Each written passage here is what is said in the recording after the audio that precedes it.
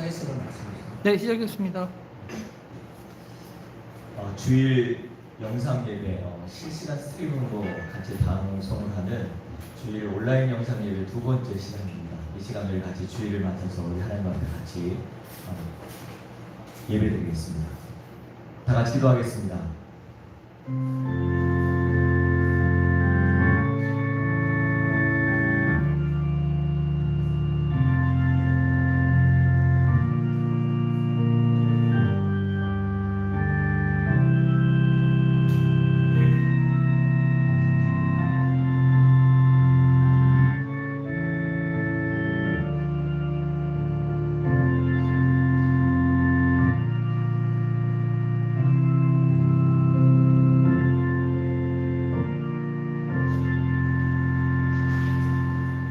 하나님 아버지 감사합니다. 하나님 주일을 맞아서 온라인으로 하나님 앞에 예배합니다. 어떤 모양이든 그 중심이 하나님께 향하여 있을 때 그 예배를 하나님이 받으시는 줄 믿습니다. 하나님 이 시간에 온라인으로 하나님 앞에 예배하지만 이 가운데도 성령께서 역사하시고 성령께서 우리 예배를 인도하시며 하나님이 받으시기에 합당한 예배로 하나님께서 인도하심을 믿습니다. 모든 영광 우리 하나님께 올려드리오니 받아주옵소서. 예수님 이름으로 기도드렸습니다. 아멘. 나의 왕 나의 하나님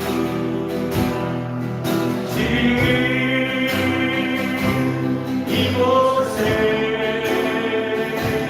오소서.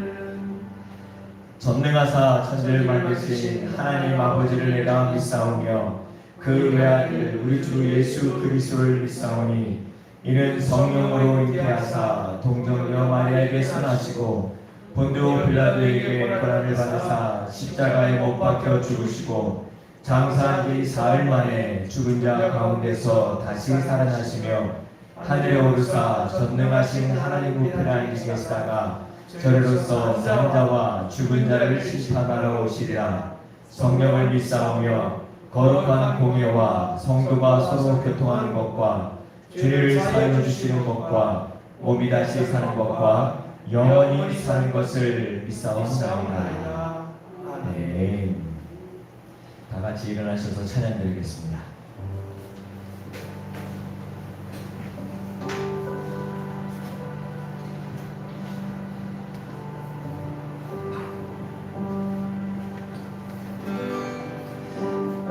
땅 위에 오신 하나님의 보채 십자가에 달리사 우리 죄 사셨네.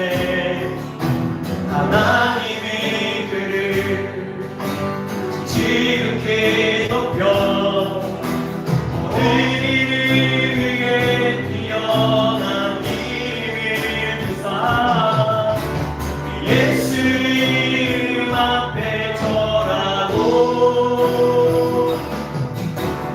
모든 입이 주시네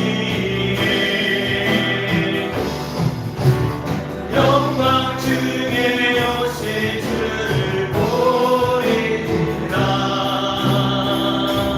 선포해 왕께 만세 존귀와 위엄을 찬양해 왕의 왕께 만세 주의 계신 하나님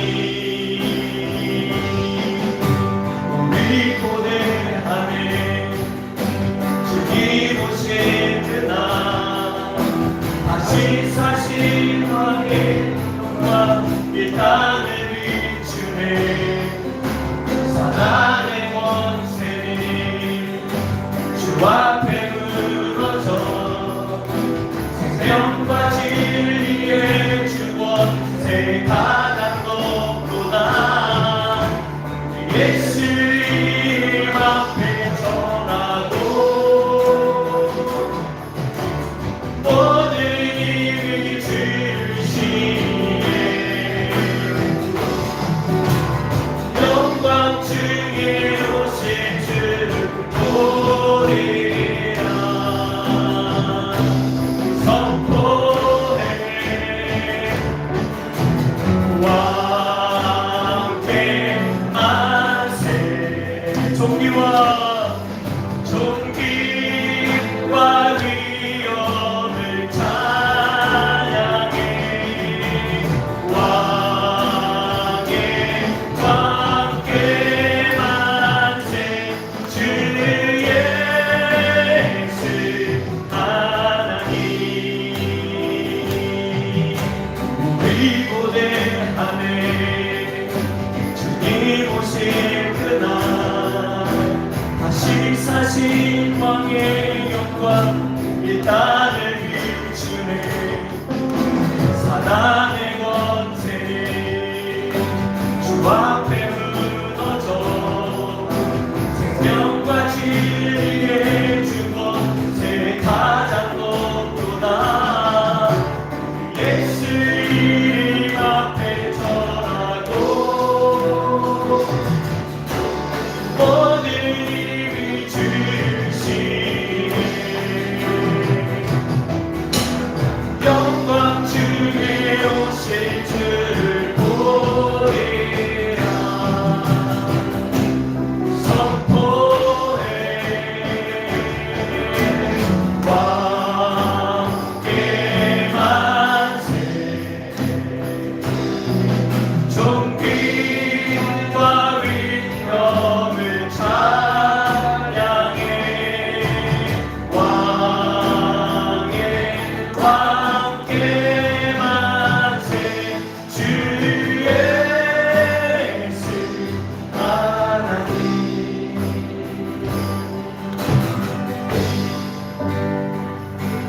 이 땅에 오직 주밖에 없네 그 무엇도 나를 채울 수 없네 주님의 평안 내 안에 있네 그 누구도 빼앗을 수 없네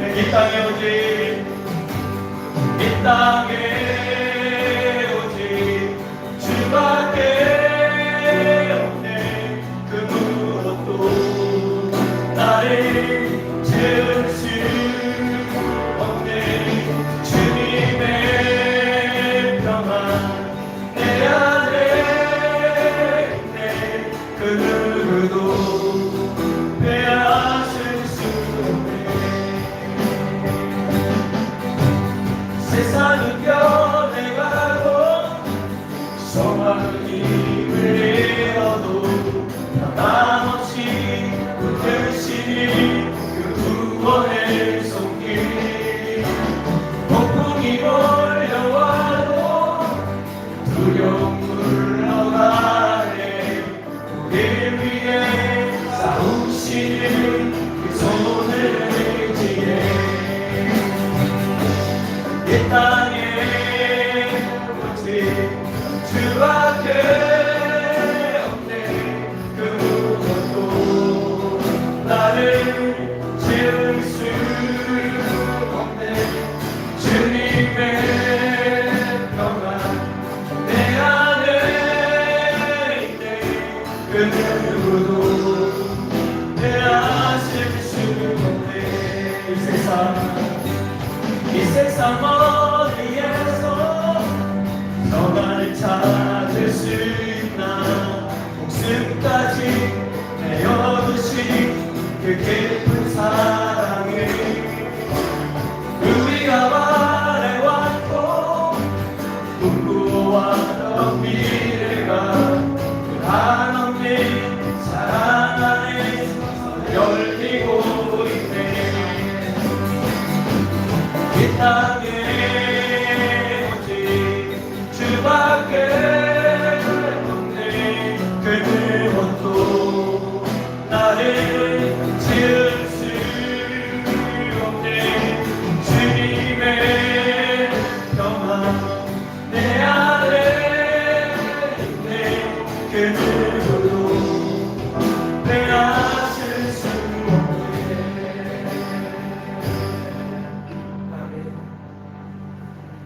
하나님 아버지 감사합니다. 하나님 이 시간 주님을 찬양합니다. 하나님 우리 가운데 임하시기 원합니다. 우리의 찬양을 받으시기 원합니다. 영상으로 녹화한다는 마음으로 찬양할 때 우리의 마음이 이렇게 불안한데 우리가 살면서 하나님 우리를 보고 계시는데 그 앞에서의 삶은 너무 자연스럽고 너무 아무렇지도 않은 듯 살아가는 듯합니다. 하나님 늘 항상 하나님 우리를 보신다는 그 마음으로 우리가 하나님 앞에 겸손하게 살아갈 수 있도록 믿음으로 살아갈 수 있도록 하나님께서 인도해 주시기를 간절히 원합니다. 이 시간 주님 찬양합니다. 우리 가운데 임하시기 원합니다. 예수님 이름으로 간절히 기도드렸습니다. 네. 우리 같이 힘차게 찬양드리겠습니다. 변찬은 주님의 사랑과 변찬은 주님의 사랑과 거룩한 보혈의 공로를 우리 다 찬양을 합시다. 주님을 만나볼 때까지 예수를 깨끗게 하시는 주시니 그의 피 우리를 누구나 너희에게 하셨네. 우리를 깨끗게 하시니 무궁한 생명의 물새 생명의 구원한 친구들 하나님 찬양을 합시다. 예수는 우리를 깨끗게 하시는 주시니 그의 피 우리를 누구나 너희에게 하셨네. 주님의 깨끗한 구원을 날마다 힘으로 간지에 담대히 싸우며 나가세. 천국에 들어갈 때까지 예수를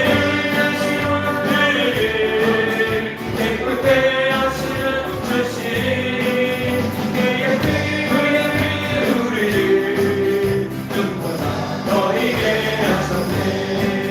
십자가 튼튼히 붙잡고 날마다 이기며 나가세.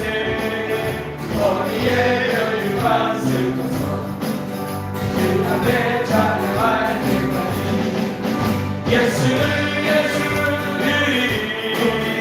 깨끗게 하시는 주신 그의 우리를 눈보다 너희에게 하셨네. 예수를 깨끗게 하시는 주시니 그의 피 우리를 눈보다 너희에게 하셨네. 날 위해 이 땅에 오신 주님 그 영광 광채가 온 땅에 하늘 따뜻하네. 십자가 지신 놀라운 사랑, 세상을 대신해 주셨네. 모든 이름보다 뛰어난 주님, 그 앞에 경배하리.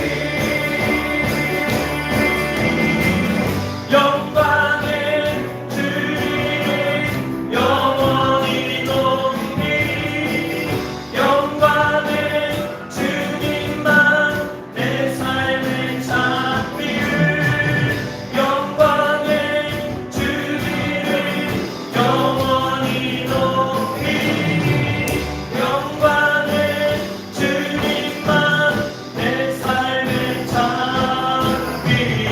주날 구원했으니, 주날 구원했으니 어찌 장담하리.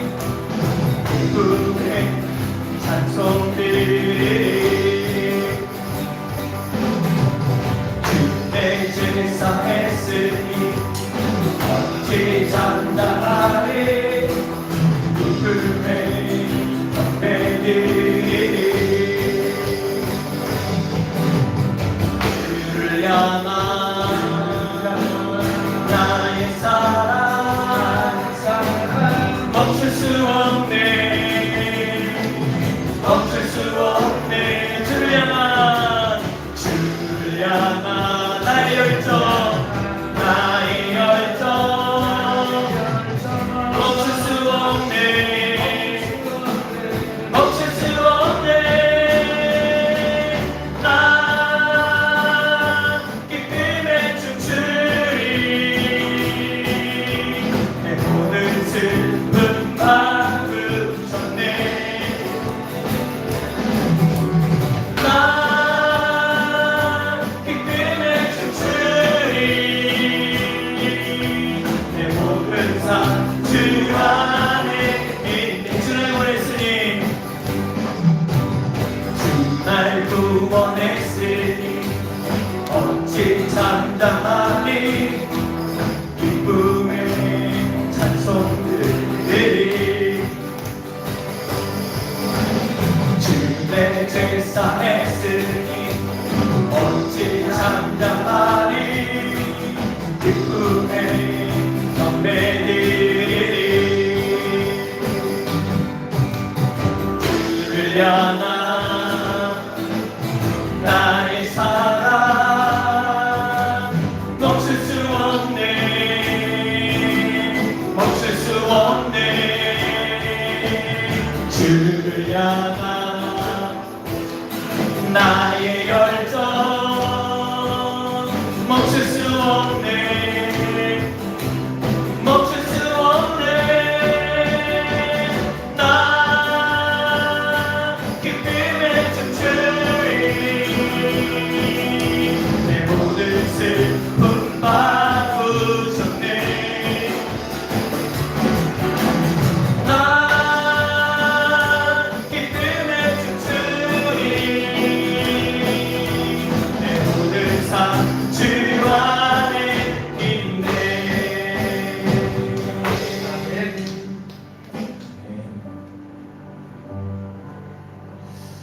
이 찬양 부르는데 주를 향한 나의 사랑 멈출 수 없네.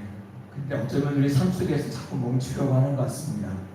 이 땅에 오직 주님 한 분밖에 없음을 기억하며 우리 같이 고백하는 마음으로 찬양하겠습니다. 이 땅에 오직 주밖에 없네. 그 무엇도 나를 채울 수 없네. 주님의 평안 내 안에 있네. 그 누구도 빼앗을 수 없네. 이 땅에 오직, 이 땅에 오직 주밖에 없네. 그 무엇도 나를 채울 수 없네.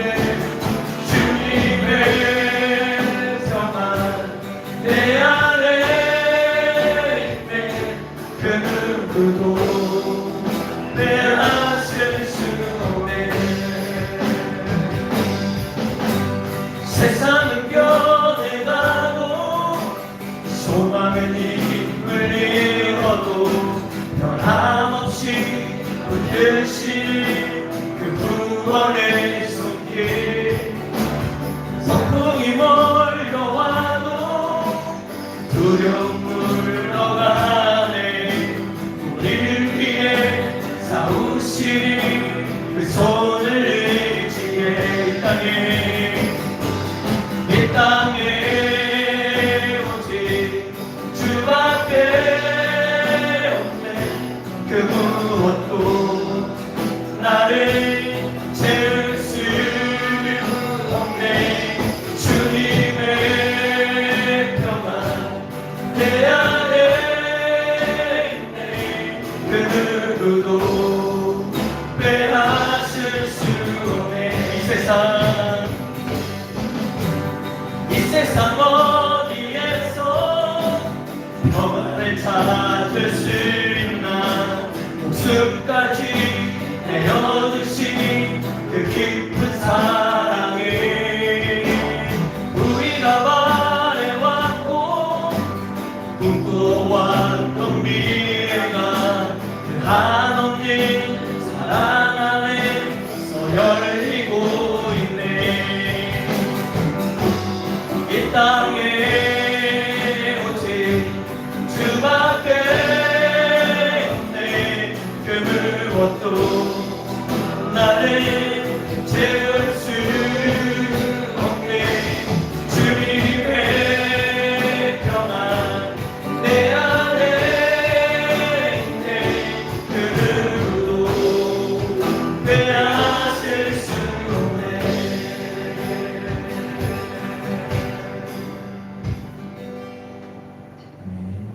우리 명영구 전사님께서 기도해 주시겠습니다.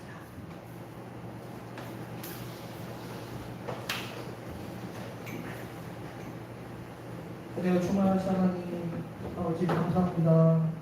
오늘 이 시간 이렇게 온라인으로 영상으로 이렇게 예배를 드릴 수 있도록 허락하여 주심을 감사합니다. 아멘. 주님 나의 삶 속에서 오직 주인 되시는 주님께서 그 이름이 높임받게 우리의 삶을 돌아보게 하여 주시고 아멘. 주님의 나라가 우리의 삶과 우리의 주변과 우리의 문화 속에서 임하시고 나타나여 주시옵소서. 은혜로 충만하신 하나님 아버지 우리가 나 자신의 삶만 돌아볼 뿐만 아니라 우리 주변의 삶 또한 돌아볼 수 있을 정도로 우리의 마음에 여유가 있게 하여 주시고 우리의 마음의 여유뿐만 아니라 경제적인 것이나 모든 것이 풍성한 주님의 복이 있게 하여 주시옵소서. 아멘. 주님 그런 상황 속에서 빚을 잃지 않게 하여 주시고 주여. 순종한 맛을 잃지 않는 주님의 자녀들이 되게 하여 주시옵소서. 아멘. 은혜와 충만하신 하나님 아버지 이 코로나 이 시기 때문에 여러 가지 어려움이 있다 말합니다. 힘들다 말하고 어떻게 해야 될지 알지 못한다 말합니다.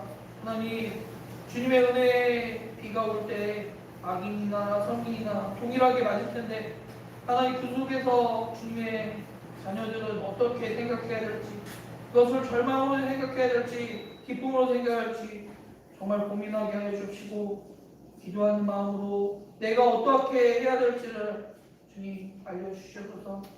은혜와 충만하신 하나님 우리 주양교회 모든 성도님들에게 주님의 더욱 갈급한 마음으로 허락하여 주옵시고 우리가 더욱더 하나님의 지혜를 의지하고 나아갈 수 있도록 주님 지혜를 허락하여 주시옵소서. 아멘. 주님 감사합니다. 어려울수록 더욱 감사를 입으로 표현하게 하여 주옵시고 우리가 더욱 슬플수록 더욱 주님의 은혜를 바라게 하여 주시옵소서. 아멘. 은혜가 충만하신 하나님 정말 어렵고 힘든 시기에 있는 형제가 있습니다. 자매가 있습니다. 우리의 이웃이 있습니다. 우리의 친정이 있습니다. 우리의 친구가 있습니다. 우리의 가족이 있습니다. 주님 아버지 돌아오게 하여 주시고 그들 또한 주님의 은혜 안에서 하나님의 구원을 경험하게 하여 주시옵소서. 아멘. 은혜가 충만하신 하나님 우리가 서로 이럴 때일수록 더 기도하게 하여 주시고 주의 말씀을 더 듣게 하여 주시고 주의 말씀을 더욱 묵상할 수 있는 시간을 허락하여 주시옵소서. 아멘. 주님의 은혜가 주님의 뜻이 언제나 함께하여 주실 것을 믿사오며 예수님의 이름으로 기도드립니다. 아멘.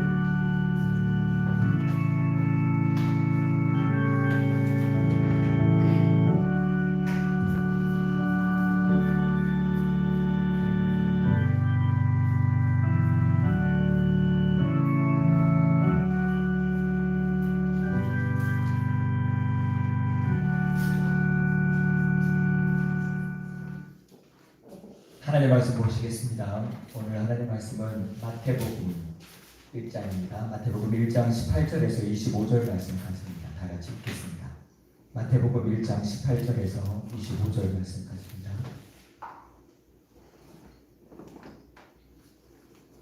같이 읽겠습니다. 예수 그리스도의 나심은 이러하니라. 그의 어머니 마리아가 요셉과 약혼하고 동거하기 전에 성령으로 잉태된 것이 나타났더니 그의 남편 요셉은 의로운 사람이라 그를 드러내지 아니하고 가만히 끊고자 하여 이 일을 생각할 때 주의 사자가 현몽하여 이르되 다윗의 자손 요셉아 내 아내 마리아 데려오기를 무서워하지 말라. 그에게 잉태된 자는 성령으로 된 것이라. 아들을 낳으리니 이름을 예수라 하라. 이는 그가 자기 백성을 그들의 죄에서 구원할 자이심이라 하니라. 이 모든 일이 된 것은 주께서 선지자로 하신 말씀을 이루려 하시니 이르시되 보라 처녀가 잉태하여 아들을 낳을 것이요 그의 이름을 임마누엘이라 하리라 하셨으니 이를 번역한즉 하나님이 우리와 함께 계시다 하니라. 요셉이 잠에서 깨어 일어나 주의 사자의 분부대로 행하여 그의 아내를 데려왔으나 아들을 낳기까지 동침하지 아니하더니 나음의 이름을 예수라 하니라. 아멘. 다음은 특별한 순서로 우리 이범석 지사님께서 특송 주시겠습니다.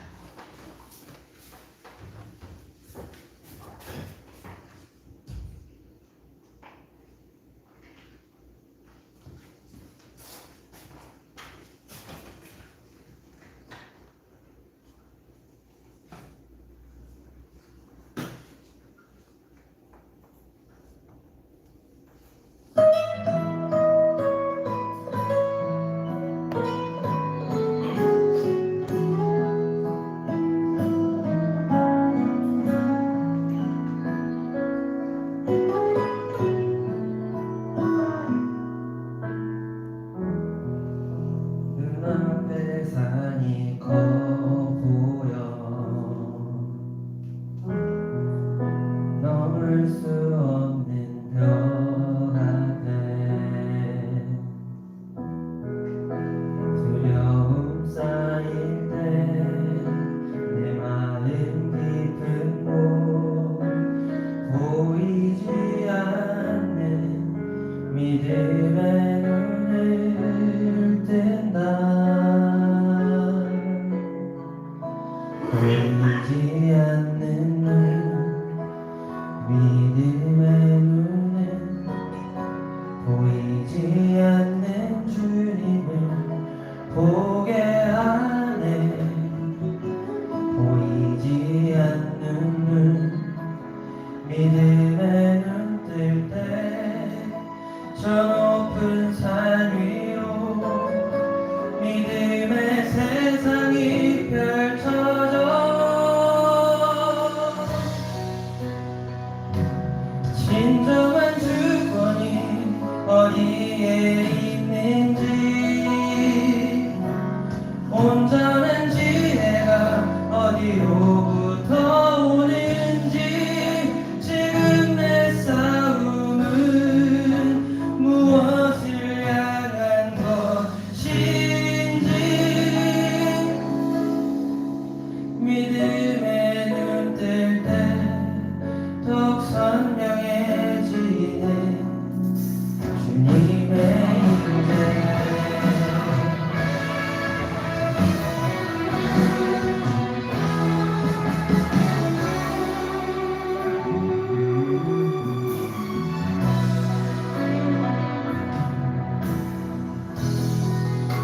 눈앞에 산이 커 보여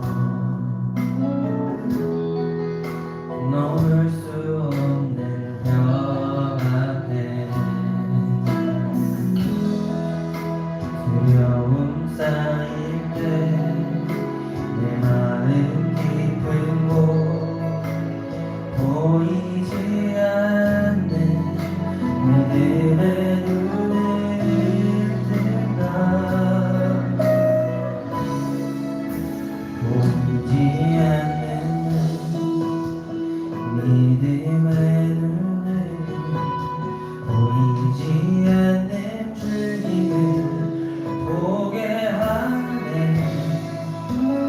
믿음의 안된 눈, 믿음의 눈 뜰 때 저 높은 산 위로 믿음의 세상이 펼쳐져.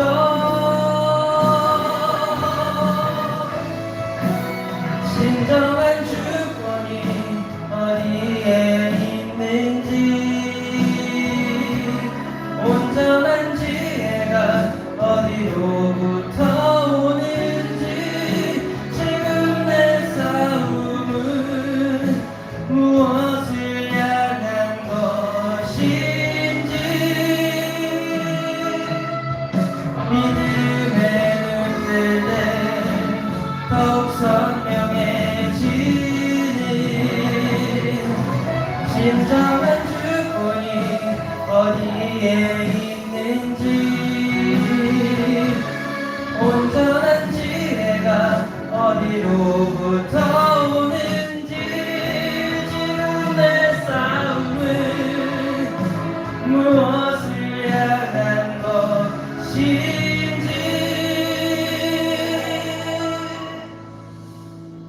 믿음의 눈 뜰 때 더욱 선명해지는 주님의 임재.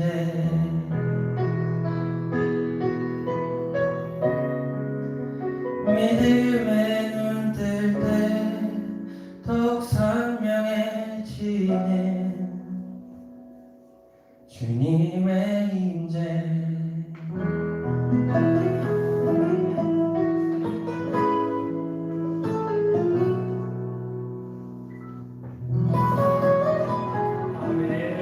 아멘. 감사합니다.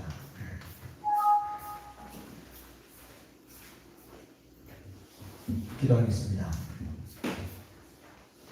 하나님 아버지 감사합니다. 하나님 오늘 주일을 맞아서 하나님 앞에 나와 예배하며 온라인 가운데 함께 예배하는 하나님 이 시간 하나님 인도해 주시면 감사합니다. 하나님 또 오늘 주일을 맞아서 하나님께 귀한 예물을 드리는 그 마음, 믿음, 손길, 정성들이 있습니다. 하나님께서 복되게 하시고 그 드리는 손길마다 하나님 부족하지 않도록 특별히 물질을 드렸사오니 또한 물질 어렵지 않도록 하나님 채워주시기를 간절히 소원하고 합니다. 많은 사람들이 경제적으로 어려움을 겪고 있는 이때에 특별히 하나님께 귀한 예물 또한 헌금으로 그 믿음 가운데 나와 드리는 그 손길들 가정들마다 하나님 귀한 예물 하나님 받아주신 줄 믿습니다. 이 예물이 하나님의 나라를 위해서 귀하게 쓰여지게 하시고 하나님의 영광이 드러날 수 있도록 드러나는 곳에 또 귀하게 쓰여질 수 있도록 하나님 인도해 주시옵소서. 이 시간도 함께 해주시는 주님을 믿으며 감사드리고 예수님 이름으로 간절히 기도드렸습니다. 아멘.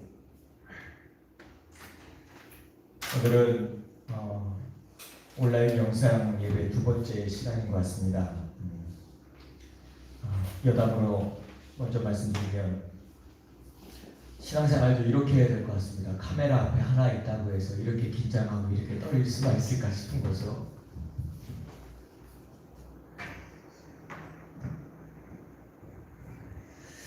네, 하나님이 불꽃 같은 눈동자로 우리를 지켜보고 계신다 그랬는데 아마 저 카메라가 저를 보는 저 눈빛보다도 더 강렬한 눈빛으로 하나님께서 우리를 지켜보실 텐데 카메라 앞에서는 이렇게 두렵고 떨리는데 우리가 하나님 앞에서는 그렇게 두렵고 떨리는 삶을 살아가지 못하는 것 같습니다. 그래서 저도 처음으로 이렇게 영상으로 이렇게 예배를 드리면서 그게 느껴지는 것 같아요. 우리가 하나님 앞에서도 이렇게 살아야 되겠다 그 생각을 먼저 해봅니다.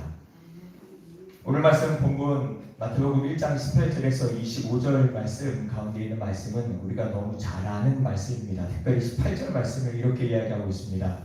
예수 그리스도의 나심은 이러하니라.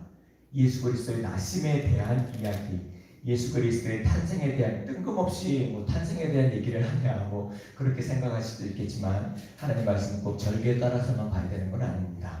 오늘은 그래서 예수 그리스도의 탄생에 얽힌 이야기 중에서 한 대목을 가지고 말씀을 나눠보도록 하겠습니다. 이 이야기 내용은 간단하게 정리를 먼저 해보겠습니다. 첫 번째는 예수님의 어머니인 마리아는 결혼을 앞두고 요셉과 먼저 약혼을 했다고 오늘 성경에서는 말씀을 하고 있습니다. 그런데 연이어 나오는 말씀이 우리를 조금 당황하게 만드는 말씀입니다. 18절 말씀이에요. 18절 말씀에 뭐라고 나오냐면은 이렇게 나옵니다. 동거하기 전에, 쉬운 성경으로 이렇게 나옵니다. 동거하기 전에 라는 말씀이 나옵니다. 뭔가 이 뒤에 의미심장한 말씀이 나올 것 같지 않습니까? 동거하기 전에. 동거하기 전에 무슨 일이 있었지?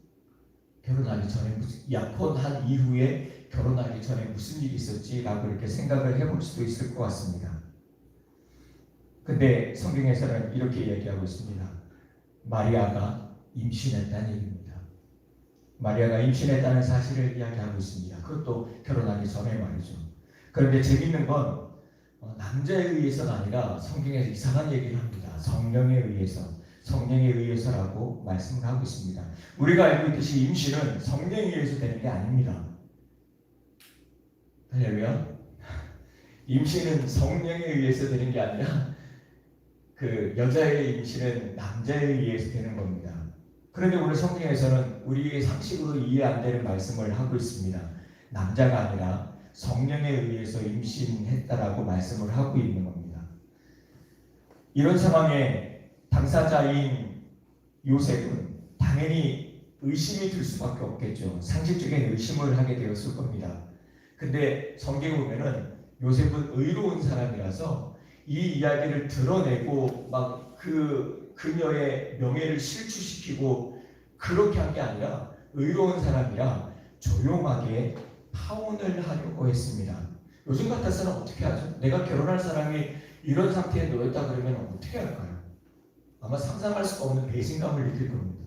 상상할 수가 없는 배신감에 오명을 씌우든 명예를 실추시키든 아니면 현실적으로 위자료를 받든 결혼하기 전에 가능할까 모르겠지만 하여튼 현실적인 어떤 이런 문제들을 찾으려고 아마 그렇게 했을지도 모르겠습니다.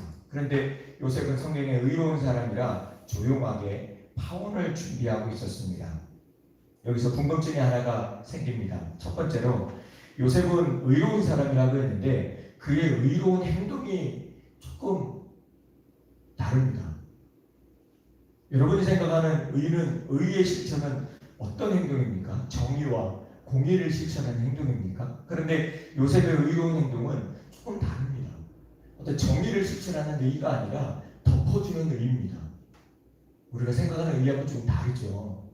우리는 배신감에 이 분노에 어쩔 줄 몰라서 이 상황을 인간적으로 처리하기 쉬울 텐데 요셉의 의는요 그런 의가 아니라 덮어주는 의를 행하고 있습니다. 이게 조금 다릅니다. 잘못을 드러내는 게 아니라 조용히 덮어두고 오히려 자기 자신의 아픔으로만 끝내려고 했었습니다. 그게 요셉입니다. 그러면 성경에서 말하는 의로움이라는 것은 어떤 의로움을 의미하는 걸까요? 답은 간단합니다. 예수님을 보면 알 수 있습니다. 우리가 의롭다고 말하는 것은 결국 십자가를 의미합니다. 그게 바로 예수님께서 우리에게 보여주신 의입니다. 죄를 지었으면 당연히 벌을 받아야죠. 그게 정의고 그게 공의지 않겠습니까? 그런데 하나님의 의는 예수님께서 십자가로 우리에게 보여주신 의는요 조금 달랐습니다. 그 의는 죄인을 죽이는 의가 아니라 자기 자신이 죄인을 대신해서 죽는 십자가의 의였습니다. 저는 오늘 말씀에서 요셉이 의롭다는 말씀을 바라보면서 이거를 느꼈습니다. 의가 좀 다르구나. 그럼 우리가 이 땅을 살아가면서 그리스도인으로 이 땅을 살아가면서 가져야 될 의가 어떤 의일까? 바로 십자가의 죽음을 선택하셨던 예수님이 우리에게 보이셨던 그런 의. 요셉이 마리아의 임신 앞에 도저히 상식적으로 이해할 수 없는 그런 상황들 앞에 요셉이 보여줬던 의, 그 의가 바로 우리가 따라야 되고 우리가 본받아야 될 그런 의가 아닌가 생각을 해봅니다. 근데 오늘 성경은 또 이렇게 얘기하고 있습니다. 요셉이 조용하게 파혼으로 가려고 했지만 하나님의 교회에 가심은 그게 아니었습니다. 그래서 요셉의 꿈속에 나타났습니다. 꿈속에 나타나서 이렇게 이야기합니다. 세 가지로 상황을 정리하는데 20절 말씀에 다윗의 자손 요셉아 마리아를 아내로 삼는 것을 두려워하지 말라고 이야기합니다. 그리고 두 번째로 마리아의 임신은 남자에 의해서가 아니라 성령께서 하신 것이다. 남자께서 하신 게 아니라 성령께서 하신 것이다. 그러니까 너는 두려워하지 말라는 거죠. 두려워하지 말고 또 하나 더 21절 말씀에 이렇게 얘기합니다. 마리아가 아들을 낳을 것인데 그 이름을 예수라고 하여라. 그가 자기 백성을 저희 죄에서 구원해낼 것이다 라고 이야기합니다. 그리고 꿈에서 깨어난 이후에 요셉의 행동입니다. 요셉의 행동은 주의 천사가 성경에 보니까요. 주의 천사가 명령한 대로 그대로 순종했다고 이야기합니다. 참 이것도 쉽지 않은 일입니다. 이런 상황에 꿈에서 말씀하셨다고 그대로 행할 수 있는 이 믿음도 대단한 것 같습니다. 그리고 더 대단한 건 그 뒤에 말씀에 나옵니다. 아들을 낳기까지 동침하지 아니하더니 나음의 이름을 예수라 하니라. 즉 다시 말해서 성령께서 그에게 말씀하시고 나서 요셉의 행동입니다. 순종해서 마리아를 두려워하는 마음은 있었지만 그래도 받아들이기로 했습니다. 그리고 그 뒤에 아들을 낳기까지 서로 간의 관계를 하지 않았다는 일입니다. 이것도 요셉에게 있어서 엄청난 의의 결단입니다. 이렇게 성경은 예수님의 탄생의 배경에 대해서 이렇게 이야기하고 있습니다. 저는 이 말씀 속에서 물론 이제 궁금한 게 하나가 있었고요. 왜 하나님께서 이 엄청난 드라마를 이렇게 쓰셨을까라는 거예요. 그냥 하나님은 하나님이시잖아요. 하나님이 어떤 분이시죠? 전지전능하신 분이잖아요. 모든 걸 다 하실 수 있고 모든 걸 다 이루실 수 있는 분이 하나님이시잖아요. 근데 꼭 이런 드라마틱한 이런 드라마를 하나님이 쓰셔야만 했을까라는 질문이에요. 그게 저의 궁금증이었습니다. 굳이 하나님이라면 이렇게 안 하셔도 됐을 텐데 굳이 왜 이런 드라마를 쓰셨을까? 어쩌면 말도 안 되는 사람들이 상식적으로 받아들일 수 없는 이런 일들을 버리시면서 이런 일들을 계획하고 이런 일들을 버리시면서까지 예수님의 탄생을 준비하셔야만 했을까? 이게 저의 궁금증이었습니다. 여러분 궁금하지 않으십니까? 솔직히 이 대목 때문에 많은 사람들이 하나님을 믿으려고 해도 믿을 수 없는 부분이기 때문에 믿지 않는 사람들이 우리 주변에 많이 있잖아요. 전도하다 보면은 이 이야기하면 말도 안 된다는 얘기를 하잖아요. 어떻게 사람이 그렇게 성령에 의해서 태어날 수가 있겠어? 근데 굳이 하나님은 이 길을 택하셨습니다. 왜 그러셨을까? 왜 그러셨을까에 대한 답을 찾아보기 시작했습니다. 첫째로 하나님께서는 이미 400년이 넘는 시간 동안 자기 백성들과 소통을 하지 않으셨습니다. 다른 말로 다르게 표현하면은 이렇게 말할 수 있습니다. 이스라엘을 당신의 백성을 하나님께서 버리셨다는 얘기입니다. 그런데 그렇다고 해서 하나님께서 이스라엘 백성을 버리셨다고는 하지만 관심이 없으셨던 것은 아닙니다. 사람들의 시간에서 사람들을 버리셨을지는 몰라도 하나님의 시간 속에서 하나님은 당신의 백성을 위해서 뭔가를 준비하고 계셨던 것입니다. 왜냐하면 하나님께서는 이미 사람들의 시간 속에서 그들을 위해 수많은 세월 동안 당신의 사랑하는 선지자와 제사장과 왕들을 통해서 이미 말씀하셨고 그들을 통해서 이구동성으로 말씀하셨습니다. 돌아오라고. 더 이상 세상 가운데서 방황하지 말고 힘들어하지 말고 세상의 낙이 인생의 전부인 것처럼 그렇게 살지 말고 돌아오라고. 제사장과 선지자와 왕들을 통해서 끊임없이 하나님께서 사람들을 보내시면서 사람의 시간 속에서 하나님께서 말씀해오고 있었습니다. 그러나 사람들은 하나님의 돌아오라는 말씀을 외면한 채로 자기들의 시간 속에서 사람들의 시간 속에서 머물러 있기를 원했고 그렇게 살았습니다. 그래서 결국은 하나님께서 그들의 시간 속에 버려두셨던 것입니다. 그래서 결국은 BC 722년경에 북왕국 이스라엘이 아수르 제국에 의해서 망합니다. 그들의 시간 속에 그렇게 자기들 마음대로 살려고 하는 그 시간 속에 하나님께서 그렇게 버려두신 거죠. 버리신 거죠. 북왕국만이 아니라 BC 586년경에 남왕국 유다 또한 바벨론 제국에 의해서 망하게 하십니다. 그들이 그렇게 소중하게 여기고 그들이 그렇게 살고 싶어 했던 그들의 세상이라는 시간 속에 그들을 버려두신 겁니다. 그리고 나서 고레스 침령위에서 포로로 잡혀갔다가 다시 돌아오긴 했지만 말라기까지 하나님께서 계속 기회를 계속해서 주셨습니다. 선지자를 보내시면서 돌아오라고 말씀하십니다. 근데 그럼에도 불구하고 이스라엘 백성들은 하나님의 시간 속으로 돌아오지 않았습니다. 자신의 시간 속에서 세상의 시간 속에서 살려고만 했지 거기에 머물러 있으려고만 했지 거기에 낙을 즐기려고만 했지 하나님 안으로 돌아오려고 하지 않았습니다. 그래서 하나님께서 그들을 버리셨던 겁니다. 몇 년 동안이나요? 400년이 넘는 시간 동안 예수님이 오시기 전 400년이 넘는 시간 동안이나 당신의 백성들을 버리셨던 겁니다. 무화과 나무 잎이 마르고 포도 열매가 없고 감람 열매 그치고 논밭에 식물이 없고 우리의 양떼가 없고 외양간에 송아지가 없는 그 채로 그 상태로 하나님께서 그들을 버리셨습니다. 아주 긴 시간 동안 버리셨습니다. 그런데 하나님께서는 아주 버리시지 않은 것 같아요. 저도 마음이 약한데 하나님은 이 땅에 어떤 사람들과도 견줄 수 없는 약한 마음의 소유주인 것 같아요. 하나님은 버리셨다고 이야기하지만 그 400년 동안 준비하셨습니다. 뭐를 준비하셨을까? 인간의 관점에서 표현하자면 이렇게 표현할 수 있을 거예요. 하나님이 400년 동안 뭔가를 연구하셨어요. 뭘 연구하셨을까요? 제사장을 보내도 안 되고 사람을 보내도 안 되고 왕을 세워도 안 되고 도저히 안 되는 이 사람들을 어떻게 하면 구원시킬 수 있을까? 어떻게 하면 하나님 사람으로 다시 회복시킬 수 있을까? 돌아오게 할 수 있을까를 연구하셨던 것 같아요. 그러면서 근본적인 문제를 찾으셨습니다. 우리 인간의 관점에서 말씀을 드리는 겁니다. 그러면서 하나님께서 나름대로 결론 내리신 아마 이렇지 않았을까요? 이거는 사람의 문제가 아니에요.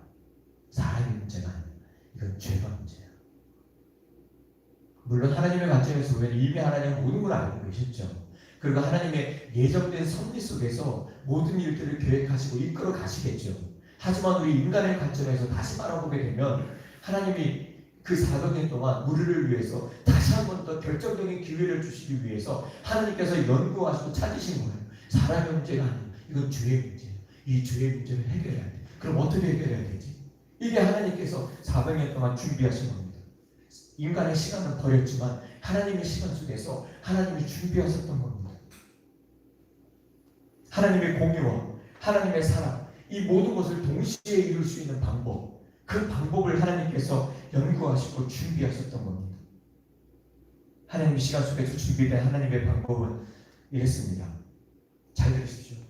사람이어야 하지만 동시에 사람 이상의 능력이 필요한 히어로, 마블만 영웅을 만들어내는 게 아니라 우리 하나님께서도 이 세상을 구원할 히어로를 준비하고 계셨던 겁니다. 이 세상을 구원할 구원자를 준비하고 계셨던 겁니다. 그런데 조건이 있습니다. 사람을 구해야 됐기 때문에 사람이어야 했습니다. 그러나 죄 있는 사람을 구원해야 됐기 때문에 죄가 없어야 됐습니다. 그래서 죄가 없는 사람이어야 하지만 동시에 사람 이상의 능력을 가진 그 어떤 사람을 준비하셔야만 됐습니다.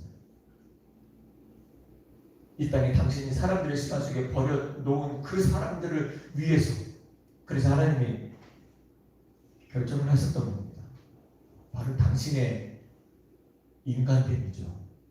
하나님이 인간 되시는 일을 하나님께서 계획하신 겁니다. 그 이유는 죄의 문제를 해결하셔야 됐기 때문입니다.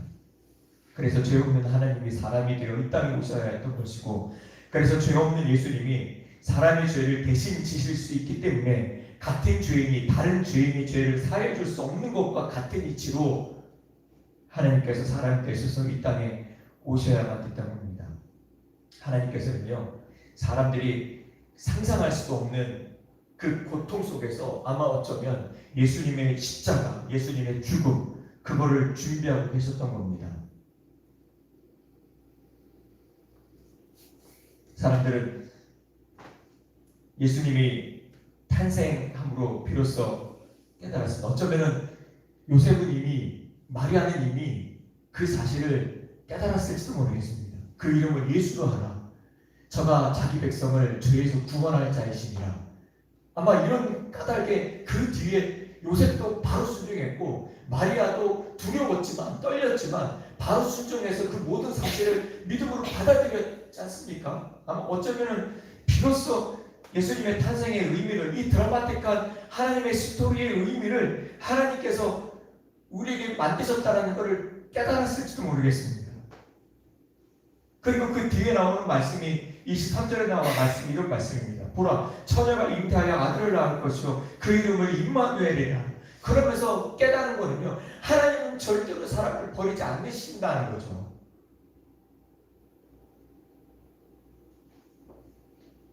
죄로 인해서 죽을 수밖에 없고 죄로 인해서 사망의 길로 치달을 수밖에 없었지만 하나님께서는 그런 인간일지라도 절대 버리시지 않는다는 얘기죠. 임마누엘로 그들과 함께 하신다는 말씀인 거죠. 그 말씀을 오늘 성경 본문에서 우리에게 주시는 메시지입니다. 문제는 죄입니다. 문제는 우리가 살면서 여러 가지 다른 원인들을 찾는데요. 사실은 보면 죄입니다. 사람들이 코로나를 가지고 이게 왜 어떻게 하나님은 우리에게 벌을 주시는 건가? 아니에요. 저는 그렇게 생각하지 않습니다. 죄입니다. 코로나가 아닙니다. 문제는 코로나가 아니라 문제는 죄입니다. 문제는 코로나가 아니라 문제는 교회입니다. 며칠 전에 유튜브를 듣는데 그런 이야기를 누가 하더라고요. 유튜브에서. 카메라 앞에 있으니까 말을 하기가 상당히 좀 조심스러운 면도 있고요. 교회가 정부를 핍박한다는 뭐 그런 말들을 하는 분들이 있더라고요. 하여튼요. 문제는 코로나가 아니라 문제는 교회입니다. 문제는 교회가 아니라 교회를 잘못 인도하고 있는 목회자들입니다. 성도들이 아닙니다. 목회자로서 이렇게 각성을 하는 겁니다. 문제는 성경을 묵상하지 않고 목회자들을 통해서 대리만족을 하려 하는 우리 모두가 문제입니다. 교회만 나오면은 다 되는 것인 것처럼 목회자만 신앙생활 잘하고 목회자만 앞에서 거룩하면은 그 교회 나오는 성도들 스스로도 거룩한 것처럼 그렇게 신앙생활하는 그런 우리가 문제입니다. 그것이 바로 죄라는 겁니다. 이해를 좀 돕기 위해서 이런 말씀을 한번 드렸으면 좋겠습니다. 제가 어렸을 때는 그 교회에서 이런 얘기를 했습니다. 주일에 돈 쓰면 안 된다.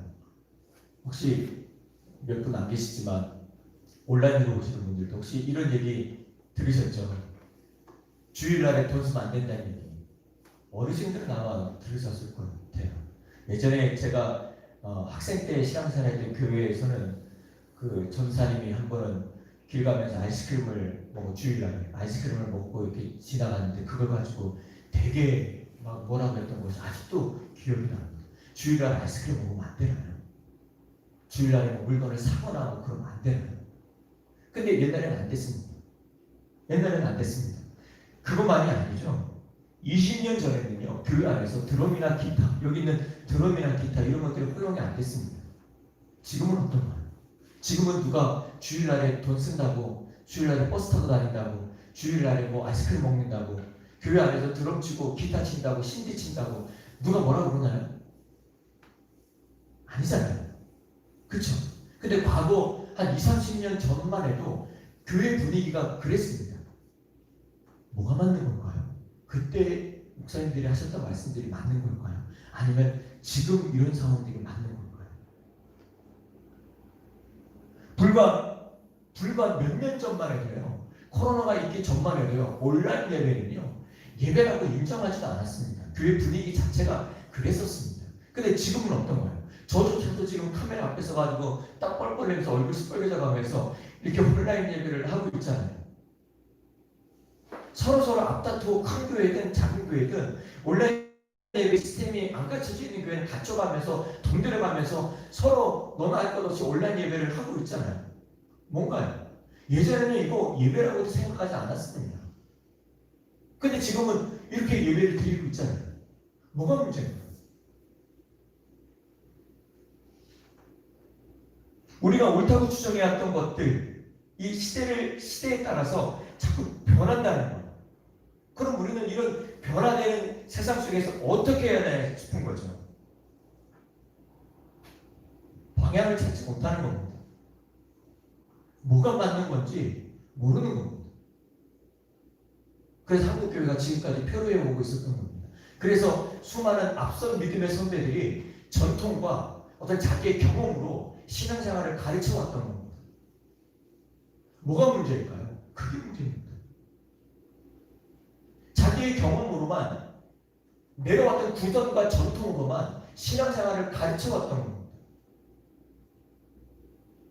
그러니까 시대에 따라서 사람들이 하는 말이 다른 거죠. 그러나 하나님 말씀인 이 진리의 말씀은요, 시대에 따라서 변하는 진리의 말씀이 아닙니다. 다시 말하면요, 문제를 세상에서 자꾸 찾으려고 하지 말라는 거예요. 문제를 자꾸 사람 속에서 찾으려고 하지 말라는 거예요. 문제는 그 사람 속에 근본적으로 존재하고 있었던 죄의 문제입니다. 교회의 문제, 성도들의 문제, 그리스도의 문제는요, 성경을 보지 않는다는 게 문제입니다. 하나님 말씀 진리 안에 거하여 있지 않는 게 문제입니다. 그게 가장 큰 문제입니다. 한국교회의 잘못된 병폐를 깨닫고 이 땅의 교회를 바로 세워야 됩니다. 성경 밖에서 경험과 전통과 형식으로 가르치지 말고 철저하게 성경으로 돌아와서 성경을 가르쳐야 됩니다. 아멘. 철저하게 성경을 가르쳐야 됩니다. 하나님 말씀을 가르쳐야 됩니다. 교회 사이즈의 교회 크기, 교회 모양, 교회 사이즈 부풀리기에 빼앗겼던 그 마음들을 다시 복음으로 채워야 됩니다. 할렐루야. 다시 복음으로 돌이켜야 된다는 얘기입니다. 사람과 싸울 것이 아니라 죄와 싸워야 되고 진리가 아닌 것들과 싸워야 됩니다. 다시 말씀 읽고 다시 말씀을 묵상하고 그 앞에 순종하기 위해서 기도해야 됩니다. 성공하고 잘되고 건강하고 복받기 위해서 교회 나오고 기도하는 시대는 이제 지났습니다. 포스트 코로나라고 그러잖아요. 포스트 코로나라고 그러잖아요. 이제 코로나 이후에 우리의 신앙생활은요, 이전하고 달라져야 됩니다. 우리가 바꿔야 되는, 성경 안에서 성경의 기준을 가지고 우리의 가치를 자꾸 바꿔야 되는, 성경적으로 바꿔나가야 됩니다. 드럼, 전자기타, 그런 것들이 중요한 게 아니라는 거죠. 본질을 회복하라는 얘기입니다. 저는 코로나를 겪으면서 그것을 깨닫습니다. 본질을 회복하는 것. 카메라 아무것도 아니잖아요. 카메라 앞에 있다고, 카메라 앞에서 설교하는 제가, 찬양하는 제가, 예배 인도하는 제가 부들부들 떨면서 땀 흘리면서 인도하는 거 보셨죠? 저게 뭐라고? 그러나 저것보다 더 무서운 하나님이 계시잖아요. 그 하나님 앞에서 우리의 신앙생활을 다시 회복해야 되는 줄을 믿습니다. 말씀 보고 기도하고 순종하고, 말씀 보고 기도하고 순종하고 다시 복음으로 돌아올 필요가 반드시 있다는 겁니다. 다시 말씀드립니다. 성공하고 잘되고 건강하고 복받기 위해서 교회 나오고 기도하고 하는 그런 시대는 이제 보내야 됩니다. 하나님이 예수님의 탄생을 앞두고 이런 엄청난 드라마를 쓰셨다면, 말도 안 되는 일을 계획하고 그런 일들을 추진해 오셨다면, 이제는 포스트 코로나 이후의 시대에는 우리가 어쩌면 주님의 제자로서 복음의 드라마를 다시 써야 될 줄로 믿습니다. 2000년 전에 하나님께서 우리를 구원하시고자 말도 안 되는, 상식적이지도 않는 이 엄청난 드라마를 쓰셨던 것처럼 우리도 코로나 이후에 복음의 드라마를 제대로 다시 한번 써야 되는 게 우리의 사명이자 우리의 소명이라고 믿습니다. 기도하겠습니다. 하나님 아버지 감사합니다. 하나님 이 시간 우리 가운데 함께 하시고 은혜를 주셔서 감사합니다. 하나님, 주님께서 쓰신 이 극적인 이 드라마, 이제는 우리가 써내려가기를 원합니다. 다시 한 번 더 복음의 본질을 회복하고 죄를 깨달으며 주님 안에서 믿음으로 살기를 결단하고, 마리아처럼 요셉처럼 믿음으로 살기를 결단하고 그 말씀 앞에 순종하는 그런 삶을 살기를 원합니다. 주님 함께해 주시기를 간절히 소원합니다. 본질을 잃어버리지 않게 해주옵소서. 교회가 지켜야 될 그 가치를 세상 속에서 그 죄악된 세상 가운데서 잃어버리지 않게 해주시옵소서. 그래서 우리가 믿음 안에 그리스도의 정체성을 가지고 제대로 살기를 간절히 소원하고 합니다. 함께 하신 주님 믿습니다. 주여 인도하옵소서. 그리고 이때 많은 사람들이 어려움을 겪고 있습니다. 주님께서 어려움 속에 있는 주의 백성들과 이 땅의 많은 사람들을 하나님께서 위로하시고 힘주셔서 다시 일어날 수 있도록 세움 주시기를 간절히 원합니다. 예수님 이름으로 간절히 기도드렸습니다. 아멘.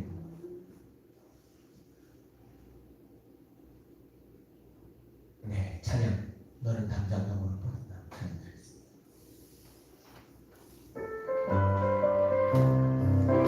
너희 담장 너머로 뻗은 나무 가지에 열매처럼 하나님의 귀한 축복이 삶에 가득히 넘쳐날 거야.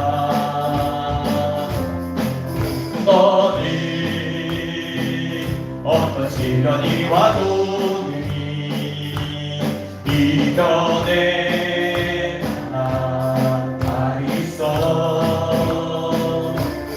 전능하신 하나님께서 너와 내가 함께 하시니 너는 하나님의 사랑, 아름다운 하나님의 사랑. 나는 널 위해 기도하며 내 길을 축복할 거야. 너는 하나님의 선물, 사랑스러운 하나님의 열매, 기쁨의 꽃필 나무가 되어줘. 교회 소식 말씀드리겠습니다.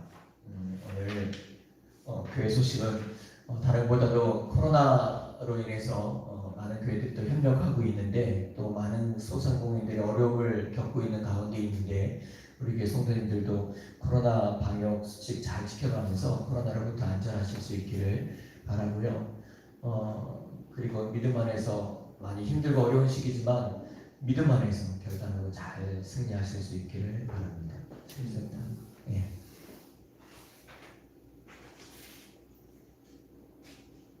네, 우리 다 같이 일어나서 찬양드리겠습니다.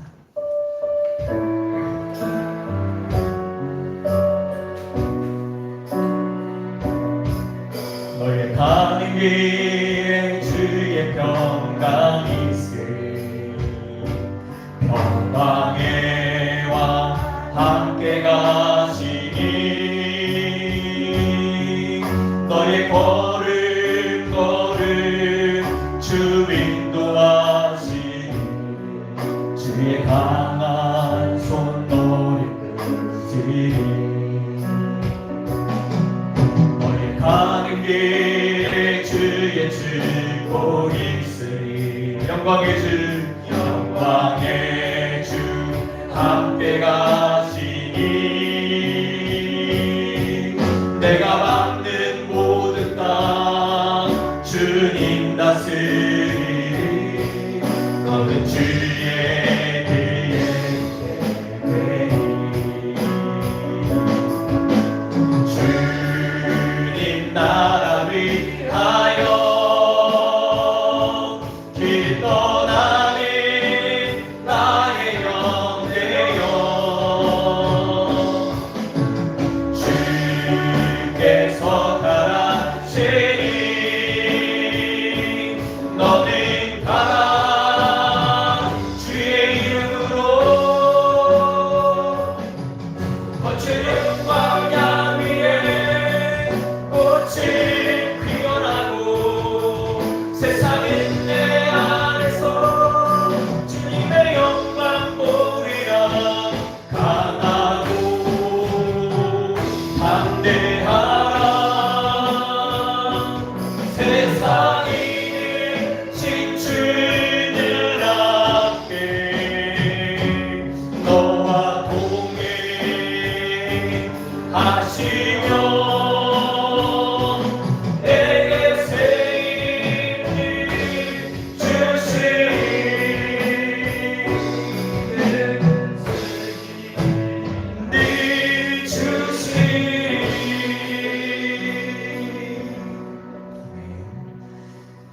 같이 기도하겠습니다.